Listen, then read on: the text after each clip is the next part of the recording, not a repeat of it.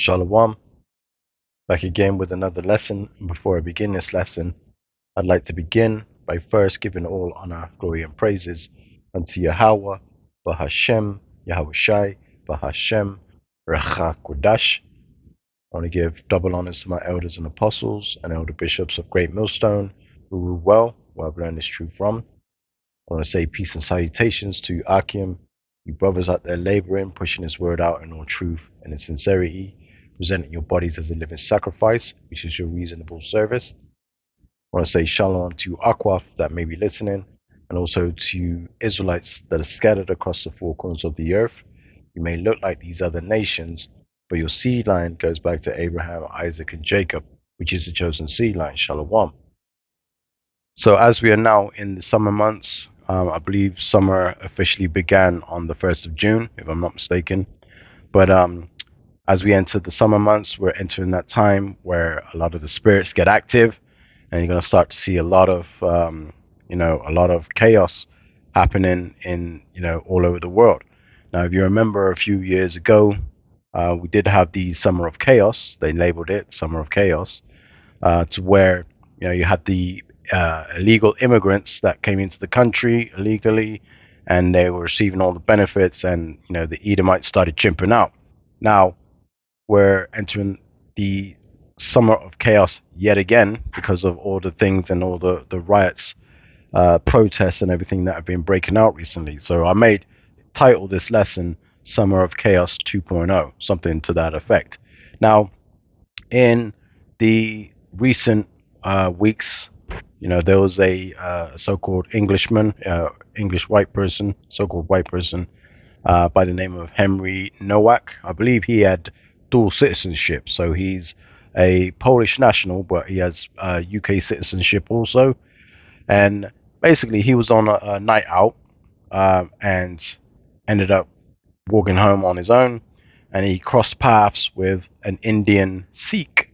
The Sikh religion allows them or permits them to carry daggers, right? It's like a ritual dagger that they use or they're allowed to carry for their religious purposes, whatever the case may be, right? I'm not too familiar with it all, but I do know that they're able to carry these daggers. Now, an altercation happened between this Henry Nowak and the Indian Sikh guy. I can't remember his name, but there was a confrontation which resulted in the Indian Sikh guy stabbing Henry Nowak, right? Now, when the police arrived, Henry Nowak has been stabbed and he's bleeding out, but the Indian Sikh guy claimed it was a racism, or there was a racist attack towards him, and he used the dagger for his self-defense, which, come to find out, wasn't the case or wasn't true.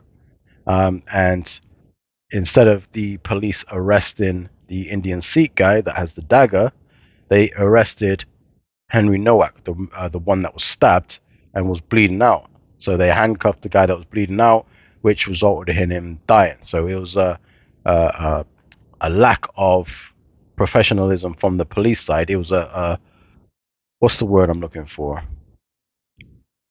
It was a systemic failure or negligence, in regards to render aid, right? So obviously Henry Nowak was stabbed and he was bleeding out, and he said to the officer that he was stabbed and that he was bleeding, and the officer basically, you got him on camera saying, well, I don't believe you, mate. So obviously they look at it as a two-tier policing system, which sparked a lot of protests, a lot of riots, for these Edomites, which to which they're obviously chimping out. This is a term that they've coined against so-called black people. When black people get angry, they say that black people are chimping out. So now everybody's using that term to when people are going hysteric. So a lot of protests were erupted all over the UK because of the negligence, and as a result, you now have protests everywhere, right? So this, you know, you see all over social media. You see the racism. People have sprouting a lot of racism, and you can see, people's true colors coming out, and they're not hiding it anymore. It's emboldened them to basically kill off America. I think J.D. Vance, the vice president, he made some statements that the UK government didn't appreciate. It is a whole big thing. Needless to say, right?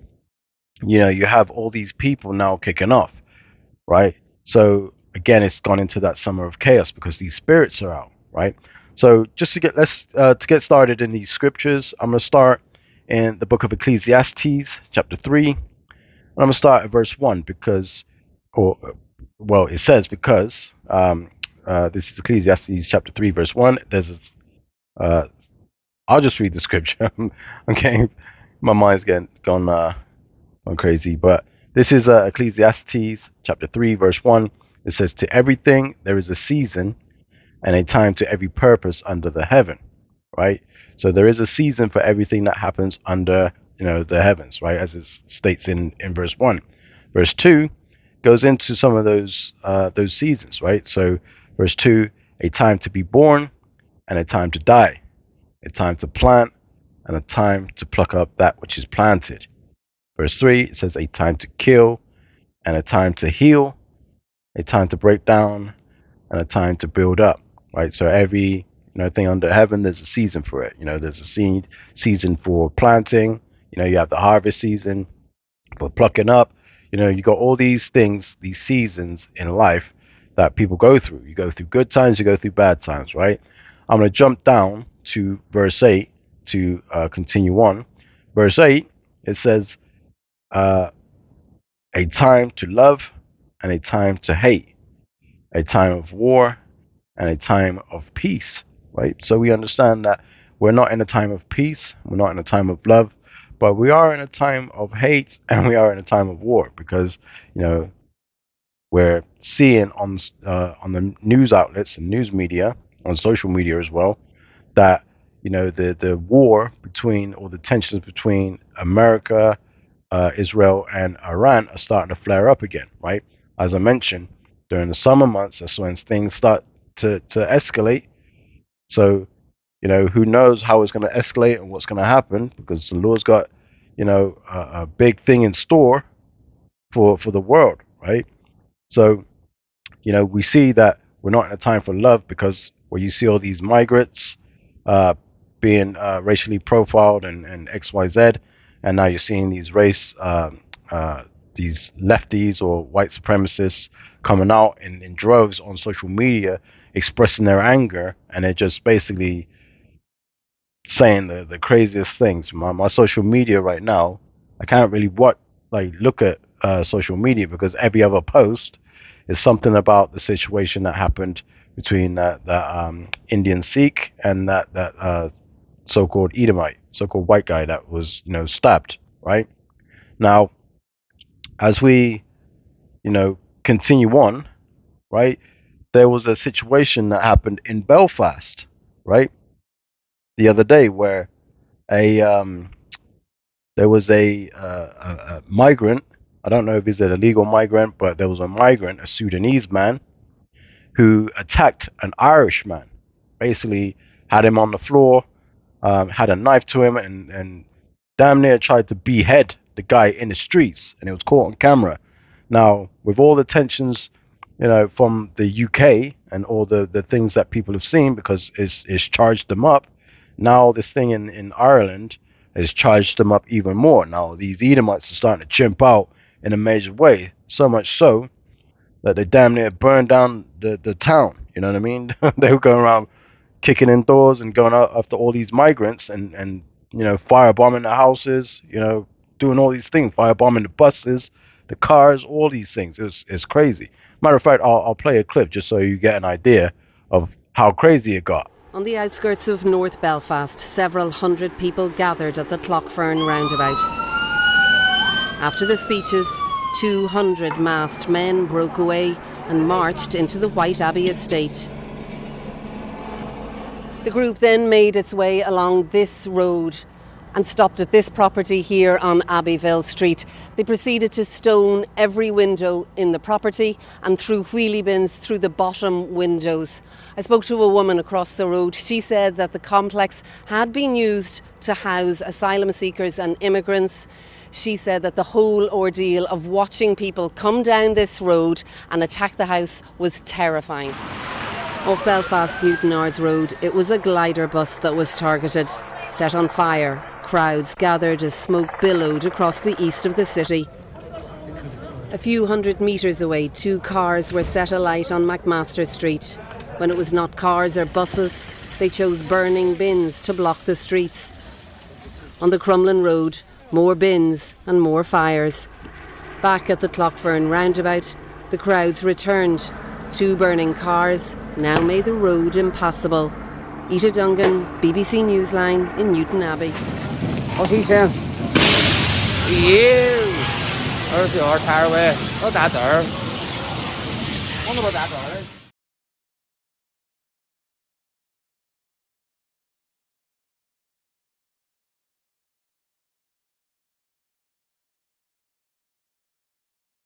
So as you can see there, you know, they really chimped out. You know, hey, these Edomites are angry, and now you're hearing things on social media as you scroll through. You know, you're starting to hear these people talking about a race riots, race wars. You know, civil war. You know, you had this situation in America with Carmelo Anthony, I believe his name. He just got found guilty of murder when obviously he claimed self-defense because he was being bullied by, you know, these Edomites, and he ended up stabbing one of the Edomites who died. And obviously there's a lot of controversy around the case because he was tried by an all white there was no jurors, no black jurors allowed, but it was all white jurors, so they deliberated and came to the decision within like a couple of hours. You know what I mean? Something high profile, and there was a lot of evidence. You know, it's a whole thing, whole story. But needless to say, I'm going to continue on with the scriptures. I'm going to read in the book of 2nd Ezra, chapter 9. I'm going to start from the top, verse 1, right? It says, "He answered me then and said, Measure thou the time diligently in itself. And when thou seest part of the signs past, which I have told thee before, then shalt thou understand that it is the very same time wherein the highest will begin to visit the world which he made." So we understand that the Lord is visiting this place, right? Remember how we spoke about the seasons? That season, you know, these are the seasons that we're in. It's the time that the Lord is getting ready to visit this place, right? As we continue on, verse 3, it says, "Therefore, when there shall be seen earthquakes and uproars of the people in the world," right? We saw an earthquake the other day in the Philippines. You know, I'll play another clip just to show you, you know, the earthquake that took place there. Bantay mo, anak. Bantay mo di ate.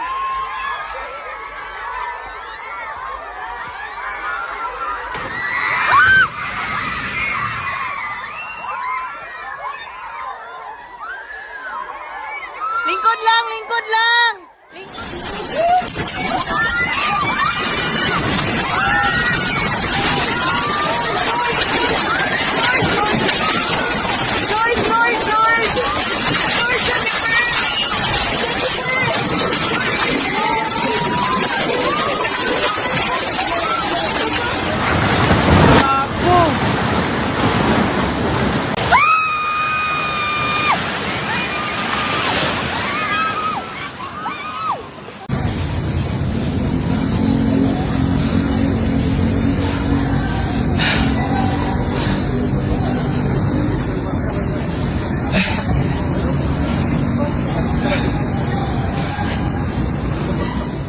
Right? So as you saw the earthquake, now you're going to see the uproars of the people. The people are angry. These are the things that are happening in the world. Exactly how it's written in the scriptures. They're trying to push it up.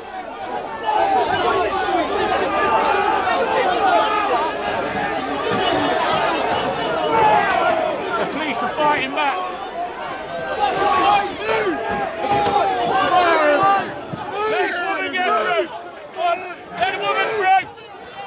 That weren't me, by the way. Ready for the tape, that weren't me.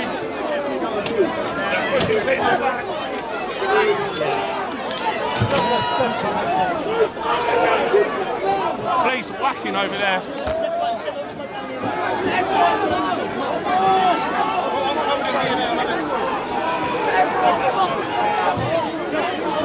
Stand your ground! Stand your ground! Right.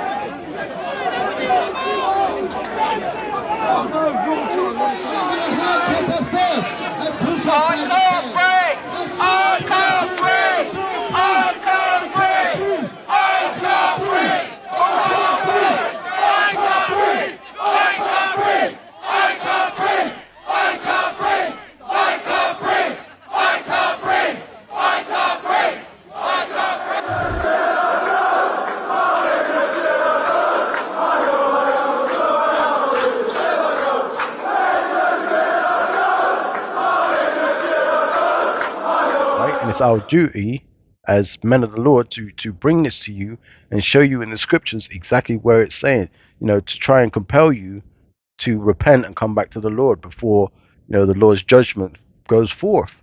Because it's going to be crazy out here. The summer, like we're at the beginning of summer, right?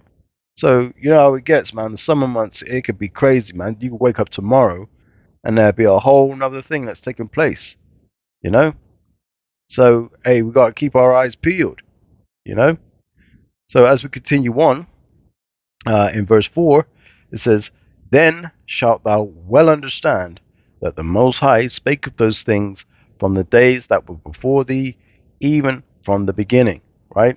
So, as you read in the scriptures, you read the prophecies and all these things that are bound to take place, you can see that now it's starting to become manifest. We're starting to see these things, right? Now, it says, I'm going to read verse 4 again. It says, Then shalt thou well understand. You need to understand that this is the time that we've been reading about. These are the times that the scriptures have been showing us. It says, Then shalt thou well understand that the Most High spake of those things from the days that were before thee, even from the beginning. So as far back, from the beginning. Remember, the Lord declared the end from the beginning. It was all there. It's written. We just have we're just living through, the Lord's movie. We're just living through the phases of the scriptures, right? Verse 5, it says, For like as all that is made in the world hath a beginning and an end, and the end is manifest. So we're starting to see the end manifest, right? So I'm going to read in the book of Ezekiel, chapter 7, and verse 5. It says, Thus saith the Lord, Yahweh Ba'ashem Yahushai, our power, and evil, and only evil, behold, is come. Right? So we're seeing these evils come upon the world, man. All these protests, these uproars of the people. You see how these Edomites are getting angry. They're bold in their racism now. With that Carmelo Anthony verdict, you can see these people, What? Black women, you tear your hair out by the roots. You put every sort of chemical on your hair to straighten it out, despite being so proud of being black. And then you wonder why you have alopecia. And then you guys fight all the time.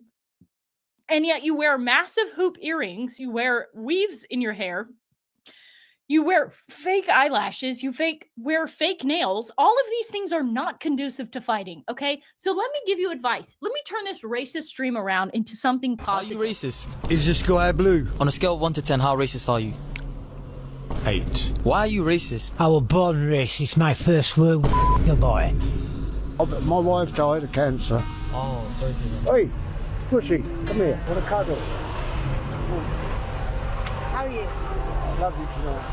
Love you too, baby boy. See you later. Would you rather die or stop being racist? I'd rather get tortured first. Bedford has now been classed as the most racist town in the UK. What do you have to say about that?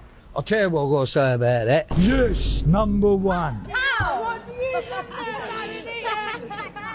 Yeah, no, we should... This is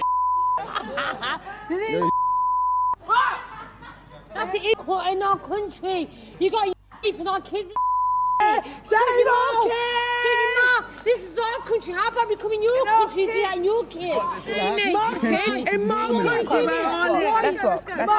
Let's walk. Carmelo Anthony should be swinging from a tree outside this courthouse. Carmelo Anthony should be hanging from a tree. He wants to reestablish race relations in this country so that we can get along. Tensions were high today for the Carmelo Anthony case, who is on trial for the alleged unaliving of Austin Metcalf. We love our black youth.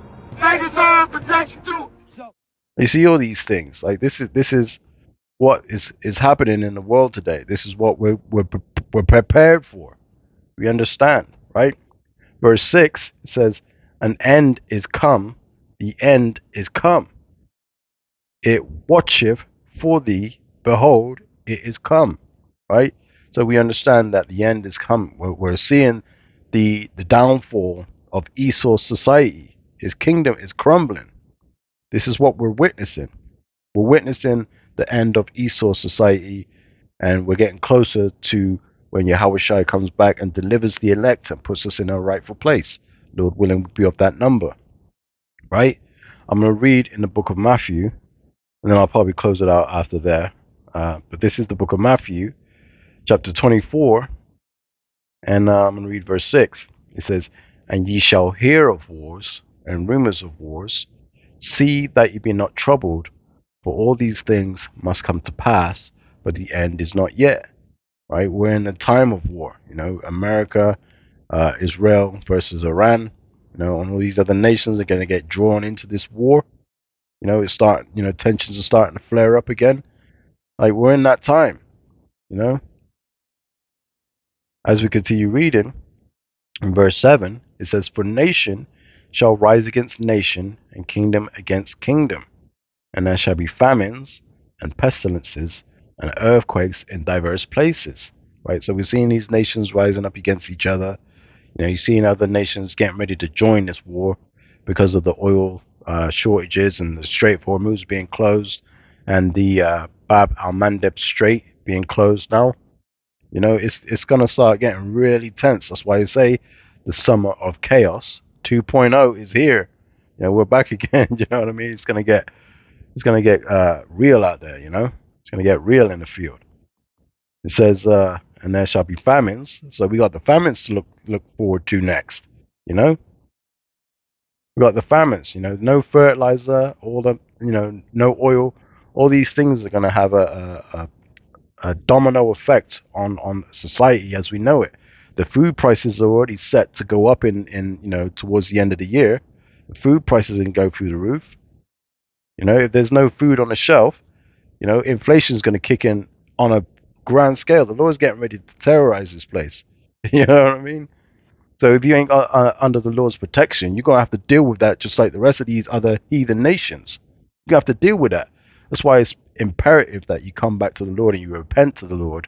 You seek the Lord while he may be found, right? So as we continue reading, it says, "And pestilences and earthquakes in diverse places." As I mentioned, we had the earthquake in the Philippines. You got pestilences, right, which are these, new diseases that are starting to make an entrance, right? It says, verse 8, "All these are the beginning of sorrow." So all this is just the beginning of what's getting ready to come upon this earth, right?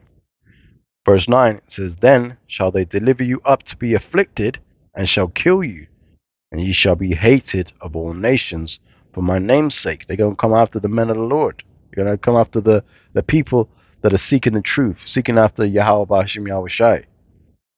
And why are they going to come after us, right? All we're doing is just trying to warn the people of the Lord's impending judgments that's getting ready to be released on the earth. Verse 9, or verse 10, Salakia, says, "And then shall many be offended, and shall betray one another, and shall hate one another," right?